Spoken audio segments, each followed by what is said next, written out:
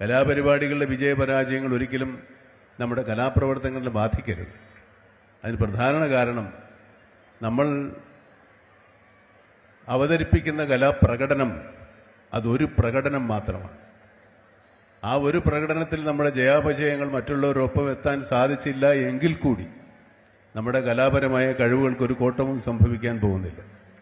നമ്മളത് കാലാകാലങ്ങളായി ഞാൻ പറഞ്ഞതുപോലെ തേച്ചു മിനുക്കി വളർത്തി മിനുക്കിയെടുത്ത് നമ്മൾ വീണ്ടും വലിയ വലിയ കലാകാരന്മാർ തീരുകയുള്ളൂ.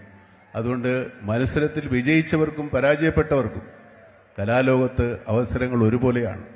ഒരു യൂണിവേഴ്സിറ്റി യൂത്ത് ഫെസ്റ്റിവലിൽ പങ്കെടുക്കാൻ പോലും സാധിക്കാത്ത ആളാണ് ഞാൻ നിങ്ങളുടെ മുമ്പിൽ നിന്ന് സംസാരിക്കാൻ അർഹത നേടിയെങ്കിൽ ഈ കലാപരിപാടിയിൽ പങ്കെടുത്ത വിജയിച്ചവർക്കും പരാജയപ്പെട്ടവർക്കും ഒരുപോലെ ഒരുപാട് അവസരങ്ങളുണ്ടാവും. ഞാൻ കോളേജിൽ പഠിക്കുന്ന കാലത്ത് ഒരു